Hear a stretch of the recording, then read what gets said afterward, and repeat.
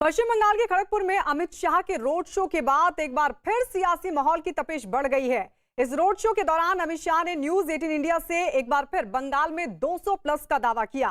अमित शाह के इस दावे ने ममता बनर्जी के खेमे की चिंता को और बढ़ा दिया है, क्योंकि इससे ठीक पहले चुनाव आयोग ने भी मुख्य सचिव और पर्यवेक्षकों की रिपोर्ट के आधार पर यह मान लिया है कि ममता बनर्जी पर हमले का कोई सबूत नहीं मिला है।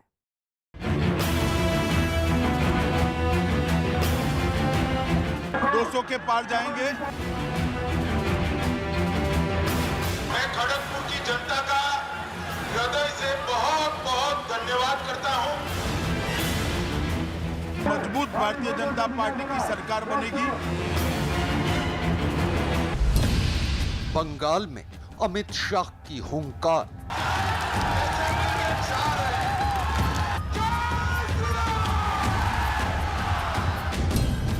खड़गपुर के रोड शो में उमड़ा जन सैलाब।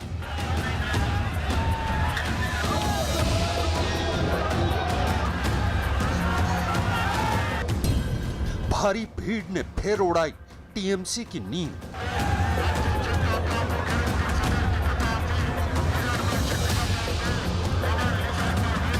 ये तस्वीरें पश्चिम बंगाल के खड़गपुर की हैं, जहां अमित शाह की अगुवाई में निकले इस रोड शो ने एक बार फिर विरोधियों के माथे पर शिकन की लकीरें पैदा कर दी।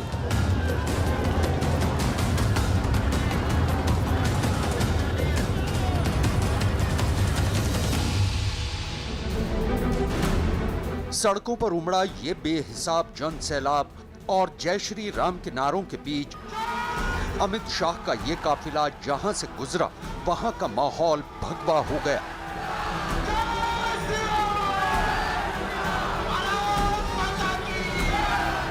बंगाल बीजेपी के प्रभारी कैलाश विजयवर्गीय, बंगाल बीजेपी अध्यक्ष दिलीप घोष और खुद अमित शाह की मौजूदगी इस बात की तस्दीक कर रही है कि खड़गपुर की सियासत क्या रुख लेने जा रही है। न्यूज 18 इंडिया से सुपर एक्सक्लूसिव बातचीत के दौरान एक बार फिर अमित शाह ने 200 प्लस का दावा किया। गृह मंत्री अमित शाह खड़गपुर में रोड शो में हम इनसे सवाल करेंगे, क्या परिवर्तन की तस्वीर देख रहे हैं? आपका कैमरा ही दिखा दे, खड़गपुर में देखे हर एक व्यक्ति आज रोड पर है। मोदी जी के नेतृत्व में यहाँ पर भारतीय जनता पार्टी की सरकार बनाने के लिए पूरा बंगाल वोटिंग की तिथि की राह देखकर खड़ा है। एक सवाल ममता बनर्जी पे, चुनाव आयोग ये कह रहा है कि हमला तो हुआ नहीं, लेकिन बार बार ममता बनर्जी की तरफ से यही कहा जा रहा है कि उन्हें धक्का दिया गया, हमला हुआ। देखिए, मैं इनकी सेहत जल्दी अच्छी हो और जल्दी प्रचार में लग जाए, ऐसे ही कामना करता हूं। 200 के पार या और भी ऊपर? 200 के पार जाएंगे और एक मजबूत भारतीय जनता पार्टी की सरकार बनेगी, जो सीमाओं को सुरक्षित करेगी, यहाँ की गरीब जनता के विकास के लिए मोदी जी की सारी योजनाओं को कार्यान्वित करेगी। इसके साथ साथ टोल मनी और कट मनी का जो यहाँ इंस्टीट्यूशनलाइजेशन हो गया है, उसको उखाड़ कर फेंक देगी और तुष्टीकरण को भी समाप्त करेगी। बंगाल के चहुमुखी विकास के लिए भारतीय जनता पार्टी कटिबद्ध है। और आइए अब आपको दिखाते हैं कि आखिर क्यों खड़गपुर बीजेपी के लिए अहम है। दरअसल खड़गपुर सदर सीट मेदिनीपुर जिले में पड़ती है। मौजूदा वक्त में सत्ताधारी टीएमसी का इस सीट पर कब्जा है। 2016 में यह सीट बीजेपी के दिलीप घोष ने कांग्रेस से जीती थी। 2019 में हुए उपचुनाव में पहली बार टीएमसी ने यह सीट जीती थी। इस सीट का सियासी इतिहास भले ही कांग्रेस के वर्चस्व वाला रहा है, लेकिन सियासी फिजाओं को कैसे अपने पक्ष में मोड़ना है, यह अमित शाह से बेहतर भला कौन जानता है। खड़गपुर का परिणाम तय कर दिया है। चट्टोपाध्याय ऐसे मिलने जा रहे हैं। मित्रों, मेरे लोग जो लेट होने के बावजूद भी इतनी बड़ी संख्या में आप लोग यहाँ आए, हम सबका हौसला बढ़ाया, हमारा समर्थन जताया। मोदी जी के नेतृत्व में परिवर्तन का जो माहौल है, उसको बढ़ाने का काम किया। मैं हृदय से आप सबका धन्यवाद एनडीए वाली भारतीय जनता पार्टी की सरकार असली परिवर्तन लाने में कामयाब होगी और यहाँ पर फिर से एक बार सोनार बांग्ला का निर्माण होगा।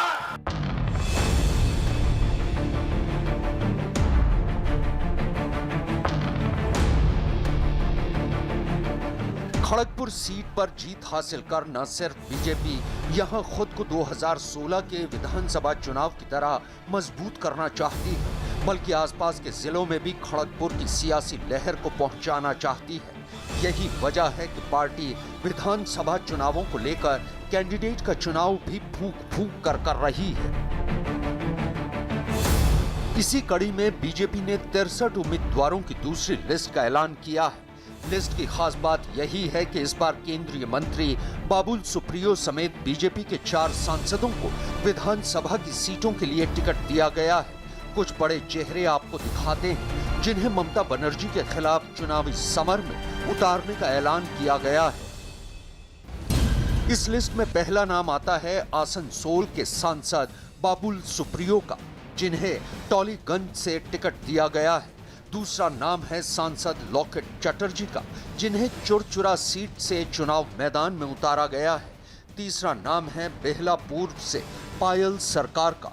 चौथा नाम है सिंगूर से रविंद्रनाथ भट्टाचार्य का।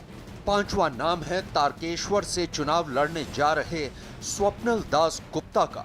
छठा नाम है अंजना बासु का, जिन्हें सुनारपुर दक्षिण से चुनाव मैदान में उतारा गया है। सातवां नाम है दीपक हल्दर का, जिन्हें डायमंड हार्बर से टिकट दिया गया है। आठवां नाम है नीतीश प्रामाणिक का, इन्हें दिनहाटा सीट से चुनाव लड़ने को कहा गया है। इसके अलावा टीएमसी छोड़कर बीजेपी में शामिल हुए राजीव बनर्जी को डोमजूर सीट और प्रबीर घोषाल को उत्तरपारा सीट से विधानसभा चुनाव के लिए टिकट दिया गया है। हमारे साथ केंद्रीय मंत्री बाबुल सुप्रियो हैं, जिनको पार्टी ने विधानसभा चुनाव लड़ाने का फैसला किया है। बाबुल जी, केंद्रीय मंत्री, सांसद और उसको विधायक का टिकट अगर पार्टी दे तो कुछ तो सोचा होगा आपके बारे में। पार्टी ने जो काम दिया है वो काम सुचारू रूप से करने की कोशिश करूंगा। जहां का मैं 2 बार का सांसद हूं आसनसोल में, वहां पे 7 सीट में 7-0 करना है, वो एक चैलेंज है। उसके साथ साथ टॉलीगंज में प्रत्यक्ष रूप से मुझे लड़ने का मुझे दायित्व दिया और एक क्या कहूँ, एक बहुत बड़ा रिस्पॉन्सिबिलिटी दिया गया। उसमें भी जो मैं फ्लाइंग कलर्स से निकल जाऊं, यही आशा, उम्मीद और कॉन्फिडेंस ये है। उधर नंदीग्राम में चोटिल होने के बाद ममता बनर्जी पहली बार चुनाव प्रचार के लिए सामने आए। इसी दौरान व्हील चेयर के जरिए ही उन्होंने गांधी प्रतिमा से हजारा तक 4 किलोमीटर लंबी यात्रा में हिस्सा लिया। पश्चिम बंगाल की मुख्यमंत्री ममता बनर्जी पहली बार सार्वजनिक रूप से नजर आई हैं हॉस्पिटल से डिस्चार्ज होने के बाद, और कोलकाता की सड़कों पर व्हीलचेयर के जरिए वो पदयात्रा में हिस्सा ले रही हैं। तृणमूल कांग्रेस की ये पदयात्रा नंदीग्राम दिवस के मौके पर आयोजित की गई है।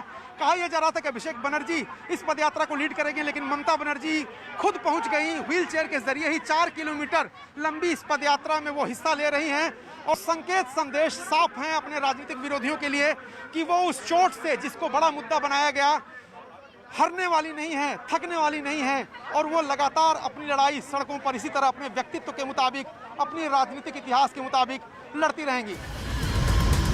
दरअसल पहले कयास यही लगाए जा रहे थे कि ममता बनर्जी की चोट की वजह से उनके भतीजे अभिषेक बनर्जी इस यात्रा को लीड करेंगे, लेकिन ऐन मौके पर ममता बनर्जी ने इस यात्रा को लीड करने का फैसला किया।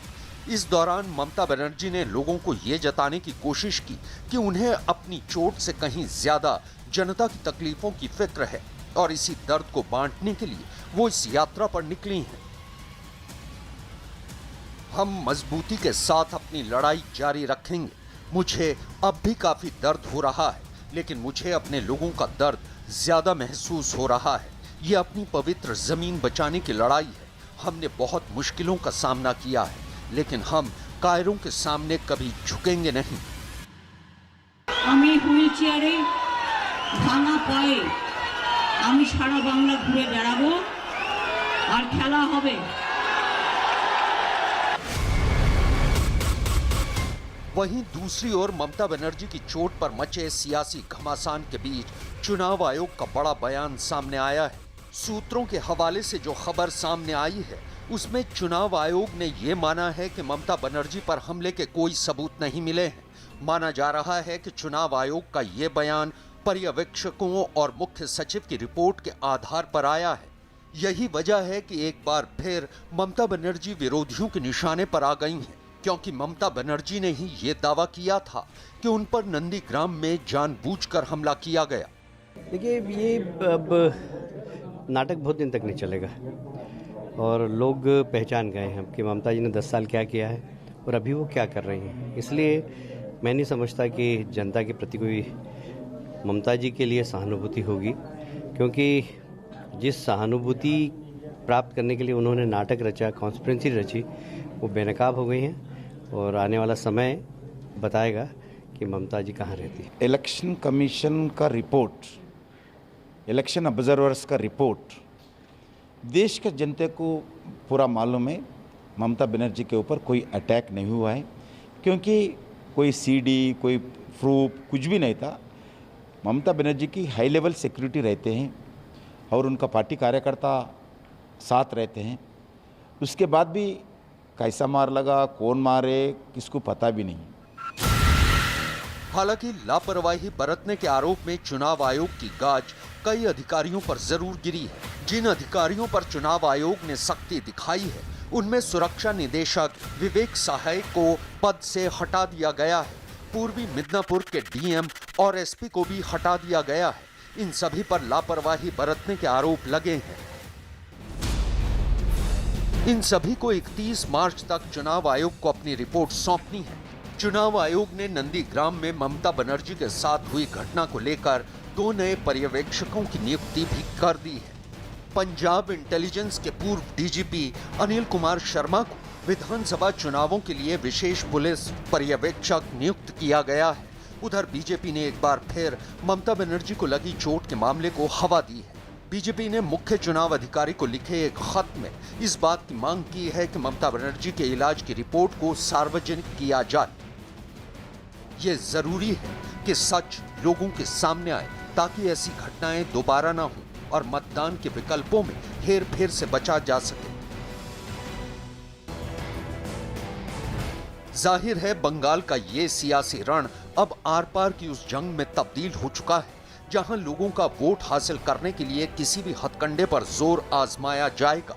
लेकिन हर बार की तरह इस बार भी बंगाल चुनावों की चाबी जनता के ही हाथ है, जिसे ये तय करना है कि बंगाल में परिवर्तन की बयार है या फिर कुछ और। और अब बात प्रधानमंत्री नरेंद्र मोदी की वैक्सीन मैत्री की। आज की तारीख में पूरी दुनिया पीएम मोदी की कायल हो चुकी है। क्या इंटरनेशनल मीडिया, क्या अंतर्राष्ट्रीय नेता सभी पीएम मोदी की वैक्सीन मैत्री की जमकर तारीफ कर रहे हैं। दरअसल भारत महज 55 दिनों के अंदर 71 देशों को कोरोना वैक्सीन के 6 करोड़ डोज भेज चुका है। यह खुद में एक मिसाल है। यही वजह है कि कोरोना काल में पीएम मोदी की नीतियों के तहत भारत ने जिस तरह पूरी दुनिया की मदद की है, उसे देखकर हर कोई प्रधानमंत्री नरेंद्र मोदी की वैश्विक बंधुत्व वाली जो भावना है उसको सलाम कर रहा है।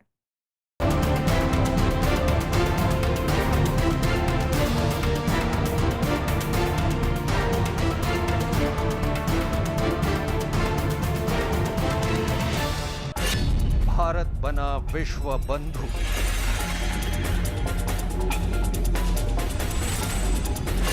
इकहत्तर देशों को भेजी वैक्सीन। 55 दिनों में 6 करोड़ डोज भेजी।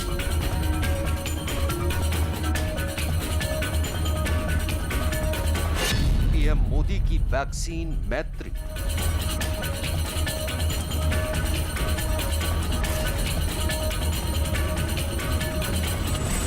सर्वे भवन्तु सुखिनः, सर्वे सन्तु निरामया, सर्वे भद्राणि पश्यन्तु मां कश्चित् दुख भाग भवेत्। यानी सभी सुखी रहें, सभी रोग मुक्त रहें, सभी मंगलमय घटनाओं के साक्षी बने और किसी को भी दुख का भागी न बनना पड़े।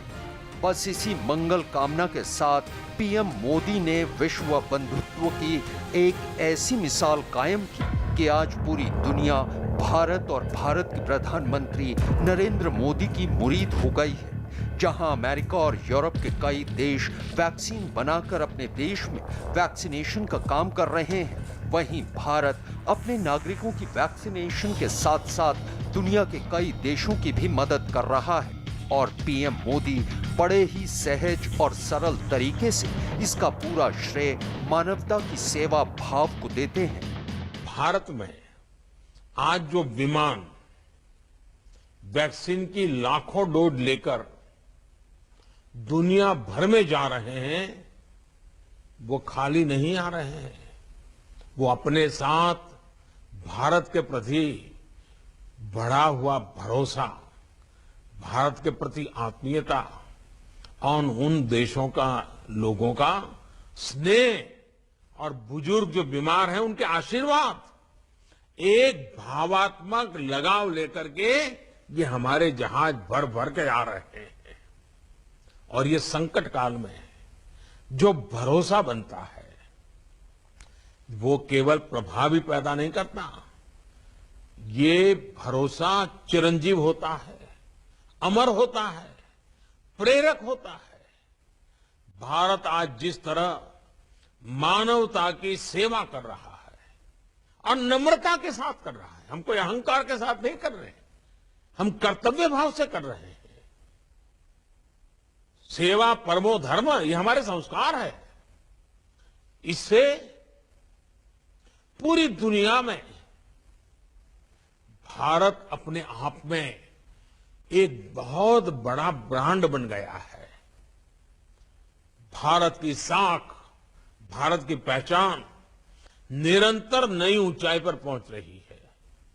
और ये भरोसा केवल वैक्सीन तक ही नहीं है, सिर्फ फार्मा सेक्टर की चीजों तक नहीं है।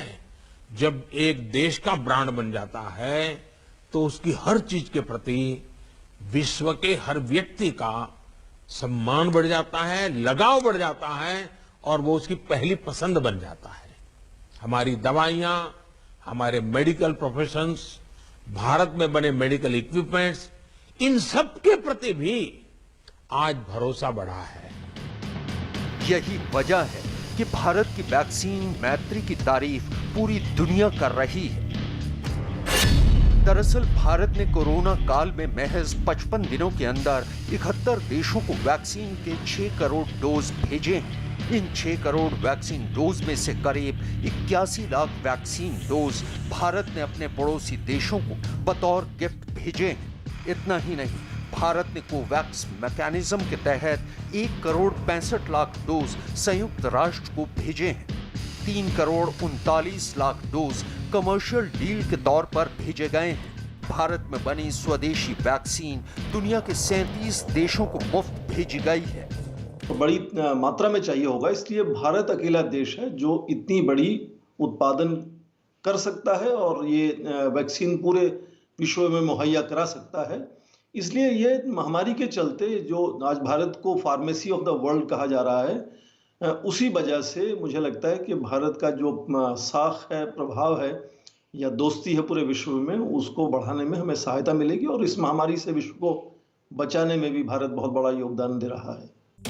भारत ने न सिर्फ अपने पड़ोसी देशों को बल्कि एशिया के कई मुल्कों समेत अर्जेंटीना, ब्राजील, इजिप्ट और दक्षिण अफ्रीका जैसे देशों को भी वैक्सीन भिजवाई है। पाकिस्तान के साथ भले ही हमारे संबंध अच्छे नहीं चल रहे हों, लेकिन फिर भी भारत ने बड़े भाई का फर्ज निभाते हुए कोवैक्स मैकेनिज्म के तहत पाकिस्तान को भी मेड इन इंडिया वैक्सीन भेजी है। भारत की इस वैक्सीन मैत्री की सबसे लाजवाब बात यह है कि जिन देशों को वैक्सीन भेजी गई है उनमें से 50% कम विकसित देश और 1/3 छोटे आइलैंड देश हैं। भारत में विकसित की गई वैक्सीन को 92 देशों ने मंगवाया है। भारत के इस कदम की तो वेस्ट इंडीज के पूर्व क्रिकेटर विविन रिचर्ड्स ने भी तारीफ की है।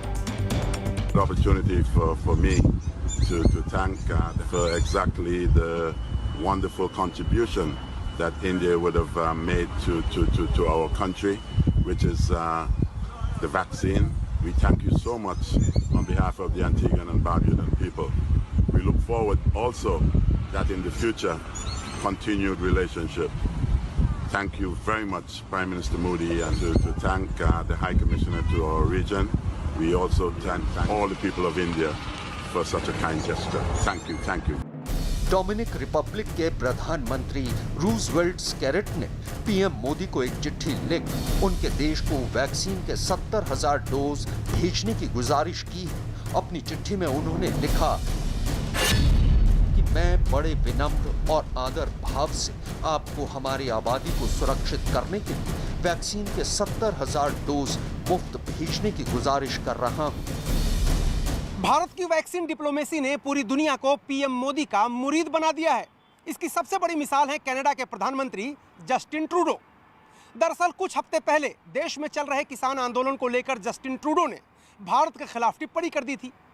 जब उनको जरूरत पड़ी तो उन्होंने हिंदुस्तान से कोरोना वैक्सीन मांगने में कोई कोताही नहीं की।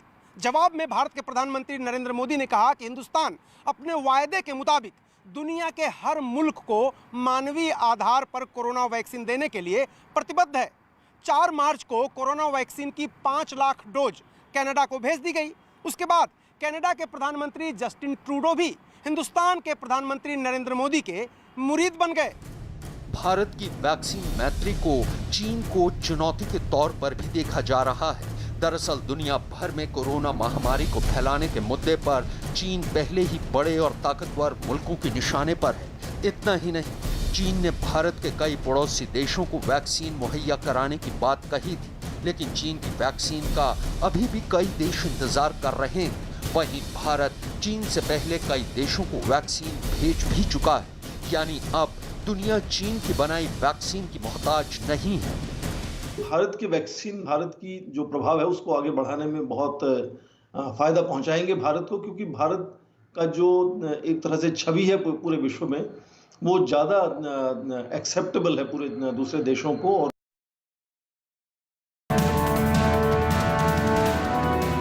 दुनिया के कई देशों में वैक्सीन बनने के बावजूद दुनिया अभी भी कोरोना से जंग लड़ रही है, लेकिन भारत ने कोरोना के खिलाफ इस जंग में जितना अहम योगदान दिया है उसे पूरा विश्व सलाम कर रहा है। यही वजह है कि 12 मार्च को क्वाड देशों के पहले वर्चुअल शिखर सम्मेलन में वैक्सीन उत्पादन पर अमेरिका, ऑस्ट्रेलिया और जापान ने भी भारत पर ही भरोसा जताया। इस शिखर सम्मेलन में यह तय किया गया कि वैक्सीन अमेरिका में विकसित की जाएगी, लेकिन इसका निर्माण भारत में होगा। जापान और अमेरिका आर्थिक व्यवस्था करेंगे, ऑस्ट्रेलिया वैक्सीन विकास योजना में मदद करेगा। इस सम्मेलन में साल 2022 तक आसियान देशों, प्रशांत महासागर के देशों और दुनिया के दूसरे देशों को करीब 1 बिलियन वैक्सीन की डोज उपलब्ध कराने का लक्ष्य रखा गया है। 4 बड़े देशों का आपस में तालमेल बढ़ता है तो भारत की जो हैसियत है उस वैक्सीन को बनाकर पूरे विश्व में भेजने की वो और भी बढ़ जाती है। हाँ, क्योंकि ये अचानक वैक्सीन को लेकर दोस्ती और भी सुदृढ़ हुई है ये क्वाड्रिलेटरल सिक्योरिटी डायलॉग के 4 देशों में, तो उसका जो उनकी रक्षा सुरक्षा की सोच है, सामरिक जो उनका जो पूरा ध्येय है कि चीन की चुनौती को किस तरह से सुलझाया जाए, उसको भी इसमें और सहायता मिलेगी। भारत का विश्व बंधुत्व का ऐसा भाव देखकर ही पूरी दुनिया आज की तारीख में भारत की तारीफ कर रही है। इंटरनेशनल मीडिया और अंतर्राष्ट्रीय नेताओं के साथ साथ विश्व स्वास्थ्य संगठन के महानिदेशक टेड्रोस एडहैनॉम घेब्रेयेसस भारत और प्रधानमंत्री मोदी की जमकर तारीफ कर चुके हैं। टेड्रोस ने ट्वीट करते हुए लिखा था कि वैक्सीन के लिए भारत और भारत के प्रधानमंत्री नरेंद्र मोदी का शुक्रिया। आपकी कोवैक्स और कोविड-19 वैक्सीन दुनिया के साथ साझा करने से 60 से ज्यादा देशों में हेल्थ वर्कर और दूसरे लोगों का वैक्सीनेशन शुरू करने में मदद मिली है। मुझे उम्मीद है कि दुनिया के दूसरे देश भी आपसे सीख लेंगे। न्यूयॉर्क टाइम्स भी अपनी एक रिपोर्ट में ये प्रकाशित कर चुका है कि भारत दुनिया का बेजोड़ वैक्सीन निर्माता अपने पड़ोसी दोस्तों और गरीब देशों को करोड़ों की संख्या में वैक्सीन के टीके उपलब्ध करा रहा है। भारत ने बड़ा दिल रखते हुए जब अपने वैक्सीन के दरवाजे खोले वैक्सीन मैत्री के तहत, वैक्सीन डिप्लोमेसी के तहत वैक्सीन दूसरे देशों को ऑफर की तो 92 देश एक साथ लाइन में खड़े हो गए। 71 देशों को हम सप्लाई कर चुके हैं वैक्सीन, और इसकी सराहना पूरा विश्व कर रहा है। भारत इन सभी देशों का आने वाले समय में एक घनिष्ठ मित्र कोरोना वैक्सीन के कारण होने जा रहा है। दुनिया कोरोना से जंग लड़ रही है और आंकड़ों के मुताबिक फिलहाल पूरी दुनिया में कोरोना से 12 करोड़ लोग संक्रमित हो चुके हैं, यानी ये दुनिया की कुल आबादी का 1.54% है। अकेले अमेरिका में 3 करोड़ लोग कोरोना संक्रमित हो चुके हैं। भारत में 1,13,59,048 लोग कोरोना संक्रमित हैं, लेकिन इनमें से 1,89,89,897 कोरोना को मात दे चुके हैं। इसके अलावा भारत में अब तक 2,97,38,409 लोगों का वैक्सीनेशन हो चुका है। ये भी एक सच है कि दुनिया की कुल वैक्सीन उत्पादन का 60% भारत में निर्मित होता है। कोरोना वायरस वैक्सीन के अलावा भारत डीपीटी, बीसीजी और चेचक की वैक्सीन भी वैश्विक स्तर पर निर्यात करता है। लेकिन कोरोना काल में पीएम मोदी की नीतियों के तहत भारत ने जिस तरह पूरी दुनिया की मदद की है, उसे देखकर हर कोई प्रधानमंत्री नरेंद्र मोदी की विश्व बंधुत्व भावना को सलाम कर रहा है। प्रधानमंत्री नरेंद्र मोदी वो नाम, वो एक शख्सियत जिनके नेतृत्व का लोहा पूरी दुनिया मान रही है। सच तो यह है कि आज की तारीख में पीएम की वजह से हर इंटरनेशनल प्लेटफॉर्म पर भारत को नई पहचान मिली है। 12 मार्च को पूरी दुनिया ने भारत की इस नई पहचान की तस्वीरें देखी। क्वाड यानी क्वाड्रिलेटरल सिक्योरिटी डायलॉग, ये अमेरिका, जापान, ऑस्ट्रेलिया और भारत के बीच एक ऐसा गठबंधन है जो इंडो पैसिफिक क्षेत्र में शांति और शक्ति संतुलन बनाए रखेगा। लेकिन इस गठबंधन से चीन की नींद उड़ गई है।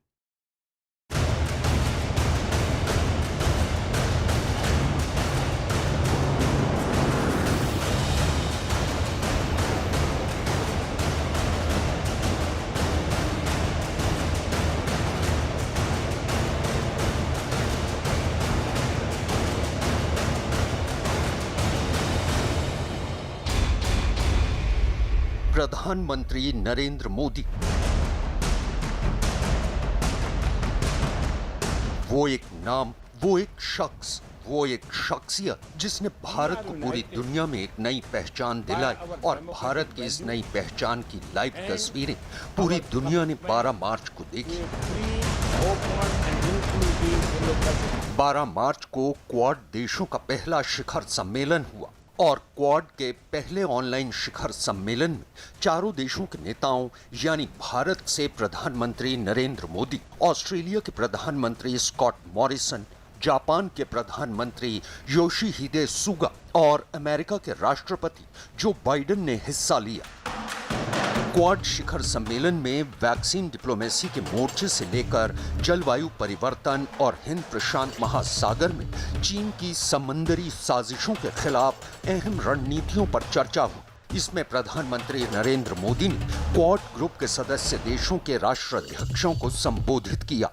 We are united by our democratic values and our commitment to a free, open and inclusive Indo-Pacific.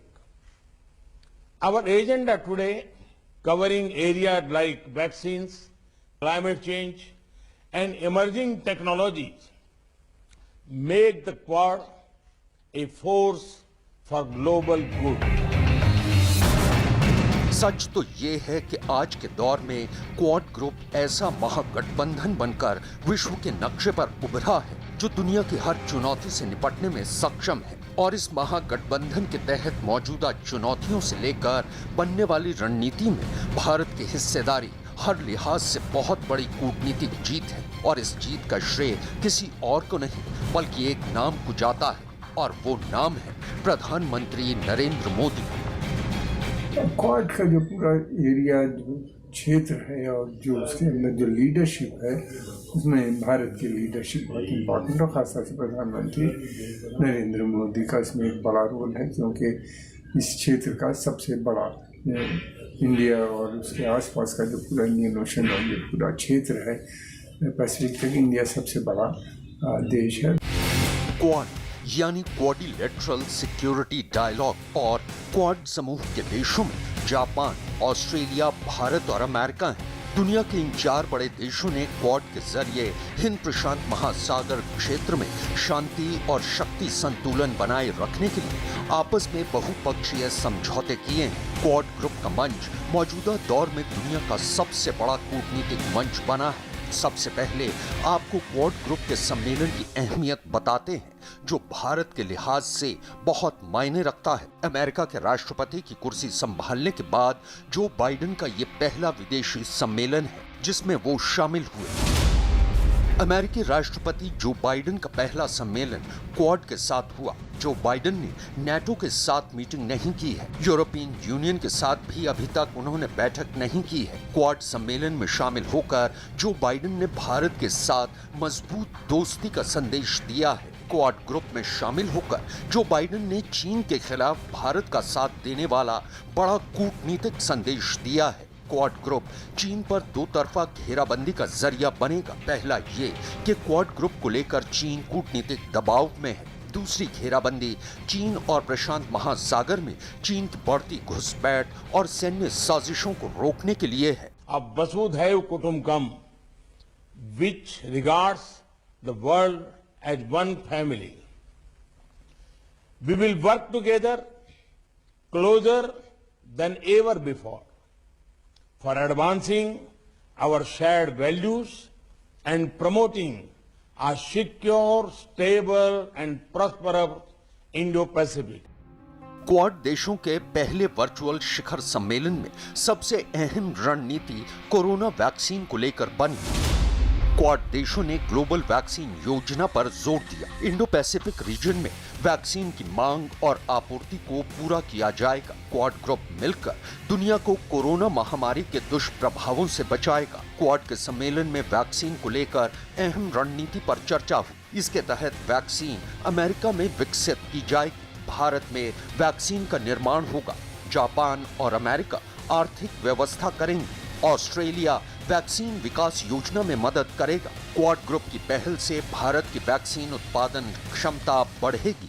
ये प्रधानमंत्री नरेंद्र मोदी का ही कमाल है कि दुनिया के 3 बड़े और ताकतवर देशों ने वैक्सीन को भारत में बनाने के लिए हामी भरी है। अमेरिका की डेवलपमेंट फाइनेंस कॉरपोरेशन ने ऐलान कर दिया है कि वैक्सीन का निर्माण भारत में किया जाएगा। वैक्सीन भारतीय कंपनी बायोलॉजिकल ई बनाएगी।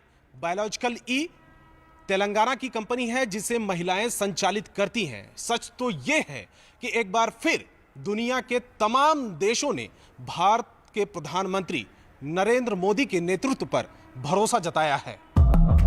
क्वाड ग्रुप के सम्मेलन में दुनिया के 4 बड़े देशों का होना और उसमें भी भारत पर सबका भरोसा जताना ये बताता है कि देश अब विश्व गुरु बनने की राह पर आगे बढ़ रहा है। और ये किसी और का नहीं बल्कि पीएम मोदी के कुशल नेतृत्व का ही कमाल है। कोरोना वैक्सीन को लेकर चीन ने बड़े बड़े दावे किए थे, लेकिन दुनिया के देशों को चीन पर अब यकीन नहीं, जबकि भारत पर दुनिया के देशों का भरोसा बढ़ा है। क्वाड के देशों ने साफ संकेत दे दिया है कि इस बड़े गठबंधन में भारत की भूमिका सबसे ज्यादा है और इसमें मोदी की कूटनीति की बड़ी सफलता है। क्वाड ग्रुप में भारत को लेकर कोरोना वैक्सीन पर भरोसा जताना और उसे वैश्विक वैक्सीन योजना का मुख्य हिस्सा बनाने के पीछे कई अहम रणनीतियां काम कर रही हैं। दरअसल कोरोना महामारी के दौर में WHO भी भारत में सख्त लॉकडाउन की तारीफ कर चुका है। इसके अलावा वैक्सीनेशन प्रोग्राम के तहत फ्रंट लाइन वॉरियर्स यानी डॉक्टर्स, पुलिस और फिर बुजुर्गों को वैक्सीन लगाने की योजना भी कामयाबी के साथ चल रही है। अर्थव्यवस्था की हालत भी 2020 के मुकाबले लगातार पटरी पर आ रही है। ऐसे में क्वाड ग्रुप ने भारत को दुनिया के हित साधने वाला देश माना है। वहीं चीन के खिलाफ सारी दुनिया में कोरोना फैलाने का आरोप लगा है। इसके अलावा वायरस को लेकर तमाम सच्चाई छिपाने वाला चीन सारी दुनिया के सामने मानवता का सबसे बड़ा दुश्मन बनकर सामने आया है। क्वाड ग्रुप के सम्मेलन में विश्व के हित से जुड़ी जिन रणनीतियों पर चर्चा हुई उसमें सीधे सीधे चीन को उसकी हदें बताने वाली कूटनीति भी तैयार हुई। यानी क्वाड के चारों देशों की दोस्ती अब जिनपिंग की विस्तारवादी नीतियों और उनकी सेनाओं की घुसपैठ वाली साजिशों का दम निकालेगी। सच तो ये है कि ये प्रधानमंत्री नरेंद्र मोदी की नीतियों और दृढ़ इच्छा शक्ति का ही कमाल है कि पहले तो चीन को एलएसी पर पीछे हटना पड़ा और अब क्वाड में भारत के शामिल होने के बाद वो भारत से उलझना नहीं चाहता। क्वाड को लेकर चीन की बेचैनी का ये आलम है कि वो क्वाड ग्रुप को मिनी नेटो या फिर एशियाई नेटो बुलाने लगा है।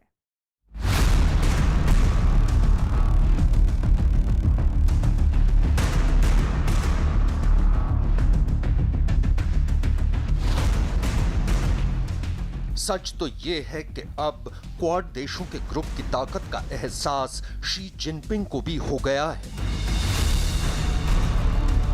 क्योंकि अब तक भारत, अमेरिका, ऑस्ट्रेलिया और जापान के जिस क्वाड ग्रुप को मिनी नेटो कहकर वो खारिज करते थे, वही चारों देश मिलकर चीन और उसकी विस्तारवादी नीतियों को रोकने की रणनीति के साथ आगे बढ़ रहे हैं। Today's summit meeting shows that Quad has come of age. It will now remain an important pillar of stability in the region. Quad group इस बात को लेकर प्रतिबद्ध है कि इंडो पैसिफिक रीजन यानी हिंद प्रशांत महासागर क्षेत्र में आने वाले देशों के खिलाफ चीन की साजिशों को हर हाल में रोका जाए। इसके लिए कुछ अहम मुद्दों पर भी चर्चा हुई। हिंद प्रशांत क्षेत्र में सुरक्षा बढ़ेगी। हिंद प्रशांत क्षेत्र में भारत प्रमुख साझेदार है। हिंद प्रशांत क्षेत्र ऑस्ट्रेलिया और फ्रांस के लिए भी अहम है। हिंद प्रशांत क्षेत्र में चीन आक्रामक रवैया दिखा रहा है। चीन इस क्षेत्र पर दबदबा बढ़ाने की कोशिश में है। हिंद प्रशांत क्षेत्र व्यापार और सामरिक रूप से काफी अहम है। अब क्वाड के चारों देश मिलकर चीन को रोकेंगे।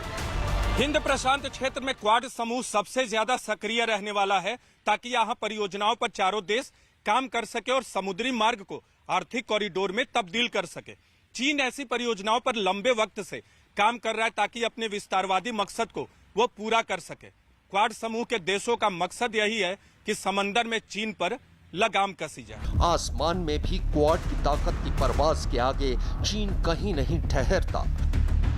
आंकड़ों के हिसाब से चीन के पास 3210 एयरक्राफ्ट है, तो क्वाड यानी भारत, अमेरिका, जापान और ऑस्ट्रेलिया के पास 17,412।